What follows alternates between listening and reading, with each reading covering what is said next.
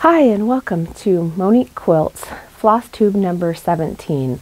I'm Monique Stevens with Moneik Quilts, and I'm here today to show you some of the works in progress and the quilts that I have made over the past several months.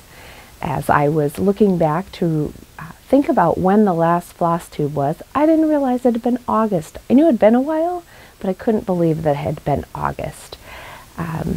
I had some medical issues, I was tired a lot, and I just really wasn't doing much in August and September and didn't feel like I had anything to show. But as I looked back and kind of reviewed what I had made, I couldn't believe how productive I have been in the last several months. So I will start with some of my finished projects, then I'll go to some of my works in progress and maybe back to some of my finished projects. So one of kind of my big projects right now is to do English paper piecing, and English paper piecing takes a lot of time. So these are a couple of the blocks that I've been working on. So there's some partial blocks, there's some full diamond blocks, and each one is unique and different. These are the Tula Pink Queen of Diamonds block of the month. It uses the neon fabric line from Tula Pink, and these are just some of the blocks that I've made over the past couple months.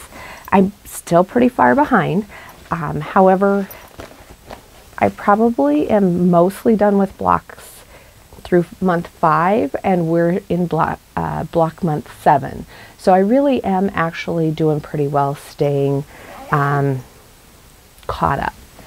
I had to make a bag to put them in, so I used the Pack It Out pattern from Biani, and I modified it a little bit. So there's an inner pocket, and then it's just kind of basically a suitcase to put all of my block of the month blocks in, so that they stay,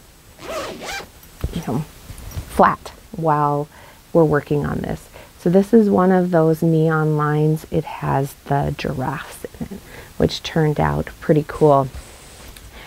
Biani is one of my favorite patterns, and I do use her patterns quite a bit. The reason that I like to use them is because they're really easy, they're user-friendly.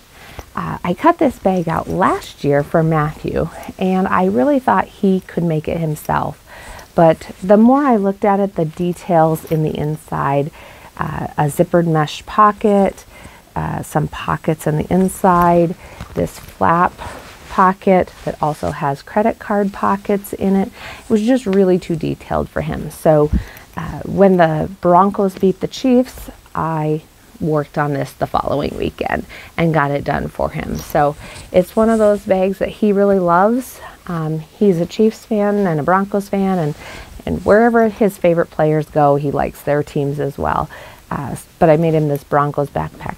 I would say it is too small for a school backpack, but more of a take your Nintendo and your books and your cars to Grandpa's kind of backpack. So it still looks really nice because he hasn't used it a whole lot, because he can't have it. It's, he won't use it at school because it's just not big enough or strong enough, really.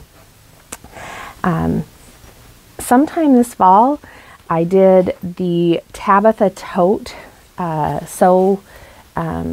like practice stitch for the designer of the Tabitha tote, and I used some of the Curiouser line from Tula Pink to make that. It's a nice size, what I would call a purse. I wouldn't call this a tote, it's more of a purse. There's a slip pocket on the front and a zippered pocket on the back. And so this was a fun sew that I did as a pattern test for the designer. My friend, Julie, has some amazing bags and purses on Instagram, and every time I see them, I want to make them. And so this is one that I saw her make. It's called the Rosa Supply Case, and it's just a just like a little handy bag. Right now I have clue 4 for Bonnie Hunter's mystery quilt in it, and so it just makes a nice little spot to put everything. It lays flat. It has a nice zipper and pockets inside, but I can cut out all the pieces and have them lay flat, and it works perfectly. So that is the Rosa Supply case that has been pretty popular on Instagram. I taught a class for the Anna bag, and this was my sample. I just got it back from the store. So you can see it has a nice big S on there. And it has slip pockets on both sides, and then I used a kind of a purple cork on the bottom, which makes it really sturdy, and this canvas fabric is really strong. So this is a nice size tote. It's called the Anna bag, and it's just a really nice tote that you can embroider on or embellish however you'd like. I also taught classes this fall on Biani bags, and I taught one on just the techniques. So we did the Lola pencil cases from Biani, and these were just samples that I made, but they're really quick and easy. This one has butterflies from my mother-in-law. This one matches my sewing supplies. So the Lola pattern is a free pattern on the Biani website, and it's just the perfect pattern to learn how to put a zipper in, how to embellish, how to get those corners, and then how to do some binding. So that was another one that I made as a sample. And then I also did the Easy Does It bag. So the Easy Does It bag is just a nice small, I would call it like your bathroom bag size. It's just a real perfect size. It does include some binding, so that's a little more tricky. But this is also a free pattern on the Biani website. So if you're looking to try the Biani patterns, I highly recommend doing these two, the Lola pencil case and the Easy Does It bag, because they really teach you the skills that you need to do the Biani bags. My favorite purse pattern that I didn't think I needed to have, but I saw everybody at market have it last spring, and it's called the Redwood Tote. It is just a really fabulous purse pattern. So this one I made kind of in that Japanese cherry blossom. It's a canvas that I got from Joann's, and it absolutely is gorgeous. I just took all of my stuff out and decided that it was time for a refresh for the holidays, but this is the one I've been carrying pretty much all fall. And then this is the one that I am carrying right now, again in that pretty watercolor canvas that the Anna bag is in, and you can see it's pretty sturdy and it holds a lot. So I did use a canvas for the handles and the strap as well, but this is the watercolor canvas. It looks like butterflies. It's just a really gorgeous redwood tote. So that's my current purse right now. I did teach that as a class at the sewing center as well, and so that was a fun one to make. A couple finishes behind me. So this one is Takes the Cake. If you've been following me for a while, I've been working on it for a long time. Like 2019 I cut it out, and it took a long time to piece. And so all of these individual squares are pieced, but then you had to keep the four corners of each piece with it, so that when you piece the center strip, you'd have the right squares with it. This took a lot of time. It's really, the squares are 2 inches, so they're tiny, but then it's really time consuming sewing them together. I thought that I had got it all made, and when I went to quilt it, I realized I had used a different background halfway through, which just irritated the bejeebers out of me. But my mother-in-law said she was not concerned and that she would love it anyway, and so I'm okay with it because she's okay. She's going to be okay with it. This is a Christmas present for her. But honestly, if I didn't say it, she probably wouldn't even notice that there's a different color background. And as I'm looking at it here, standing here through the camera lens, I can't even see where the color changes in the background. So I think it'll be just fine. It does have a red minky on the back. So that's one of my favorite ways to finish a quilt, is to put minky on the back, because it just makes it soft, it makes it cuddly, and it's just lovable. I'm going to pause right here and take this quilt down, and then I'll show you the other one. So the other quilt behind me is called Midnight Star. It's a quilt pattern from Angela Walters when she was doing the Midnight Quilt Show. I'm going to pan her across here so you can see it, because as I'm looking at it from just one angle, it's not as pretty as seeing all of the blues and the browns and the tans and stuff in it. This quilt is a version of her Midnight Star. Her Midnight Star is more like a full size, so like a 60-inch square. And if you remember last summer, I made it for my friend Julie, and then my dad's wife saw it and she's like, oh, that's gorgeous, but I'd really like a light background. And so I took and found this. It's kind of a white with a tan dot for a background. And so I ended up making all of the blocks for it and kind of designing the pattern so that all the stars ended up at the edges and there wasn't just border out there, and the stars weren't cut off. So you can see that each of the stars goes clear to the top, and then there's just this little bit of half border between the small stars. But I literally took like 5 prints of the pattern of the page to rearrange, and I cut them apart and I rearranged it until I had how many stars, big stars I would need, and how many small stars I would need. Again, this is one where you make the flying geese and then you make the center, but you can't put them all together until you lay it out, because each of these center strips is laid out separately. We had Matthew's birthday party at Heart Ranch this winter, a couple weeks ago, and I was able to lay it all out. I was able to sew each section at a time and be able to rearrange it. So that worked perfectly. And then these are my work in progress. So this is a rock candy. It's using a really old line of fabric from, it's like a batik snowflake fabric. And so I'm using that as the rock candy. It's a Jaybird Quilts pattern, and you can find it, it's just called Rock Candy, and it uses her special sidekick ruler. And so this is one that all I have to do is put the binding on it, and then I think my dad's wife has claimed it because she really likes that fabric line.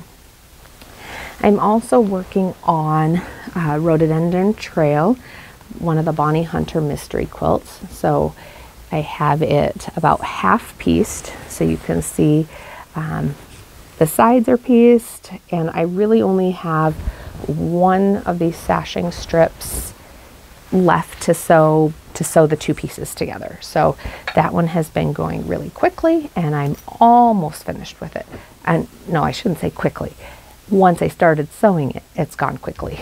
I've taken a lot of time not sewing it. The other Bonnie Hunter mystery that I'm working on is Chilhowie, and it is all done except for the borders. And I actually have the borders all sewn, but I didn't have them with me when we were at Heart Ranch. So I have the whole top together. I actually have one side of the border sewn together, and then I'm waiting to get some more time. So each of these had to be individually sewn as you were sewing the block sets together. So this is last year's mystery quilt, and I've been working on it probably over the last month trying to get it done. And all I have to do is finish up the borders. So that will go together fairly quickly once I get a little time. I've got some Christmas projects I've been working on, and so I haven't had a chance to do that. And then I'm working on what's called summer. And this is half square triangles sewn into these 4 blocks. And last night I was able to sew all of the these are just kind of the final blocks of that quilt. So now that I have all the blocks sewn in Tula Pink homemade fabrics, now I can sew them together. The other quilt or bag pattern that I worked on was the Harrelson, and this is a like a crossbody pouch, and I'm teaching a class on this coming up this spring at the Sewing Center. So this is just one example of the Harrelson, again in that really gorgeous Japanese cherry blossom fabric. And so I love how this looks, and I'm excited to use it maybe more this summer.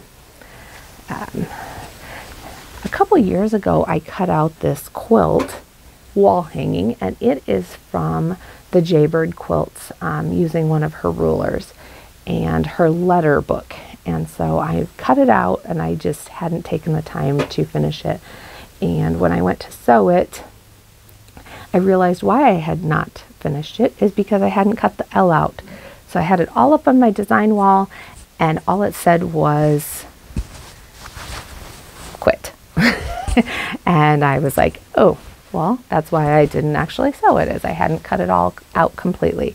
But I got it cut out, and I got it made, and I got the binding on, so now it's ready to go. And it'll probably hang in my office. One of my favorite projects this fall was to make some construction worker men bags.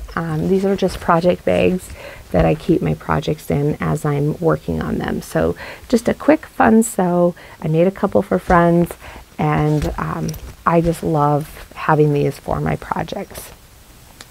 And then last but not least, we were talking about the new Flying Geese method by GE Designs.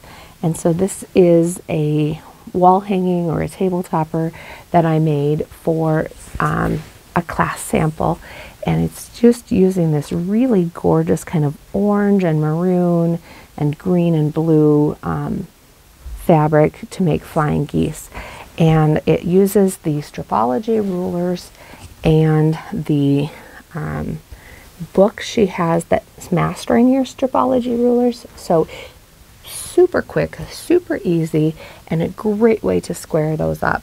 I think probably in total it took me about 3 hours. So cutting out, piecing together, trimming up all the flying geese, and then putting it together and quilting it was really fast and easy. So if you have the Stripology ruler, I highly recommend her, Mastering Your Stripology Ruler book. And if you're local and want to take my class, it'll be probably in March or April, where we talk about how do you use this book and your Stripology rulers to make flying geese, to make quarter square triangles, to make half square triangles even are super easy with this book. So those are some of the things that I've been working on this fall. It seems like it's been a long time, but I actually did accomplish a lot. So this quilt behind me is 97 by 97, so it's a big one. The mystery quilts from Bonnie Hunter are big as well, and that's just really that's the size her quilts are. So trying to get those finished up in the new year as well, so that I can gift them. And I just find that I love the process of the Bonnie Hunter mystery quilt. This year we are working on Indigo Way. I'm not as far along as I would like. I have all of clues 1, 2, and 3 cut out. 1 and 2 are sewn. 3 is partly sewn, and 4 is cut out. So I still have a lot of piecing to do, but my machine has been in the shop since mid-November, and just finally got the actual tension mechanism in the front, the whole thing got replaced. So I should be good to go now to sew a lot more, and I'm excited to see what the new year brings. So I'll be back later in the in the new part of the year to kind of tell you what my goals are for 2024 and show you how I'm organizing for those goals. I want to wish everybody a Merry Christmas and a Happy New Year, and I hope that you enjoy seeing the projects that I've worked on this fall. If you'd like to reach out, I'm at Moneik Quilts on Facebook, Quilt Moneik on Instagram, or Moneik Quilts at Gmail or at Ymail. So MONEIK quilts at gmail.com. Thanks for joining me today on this Quilttube, and have a great holiday season. Thanks.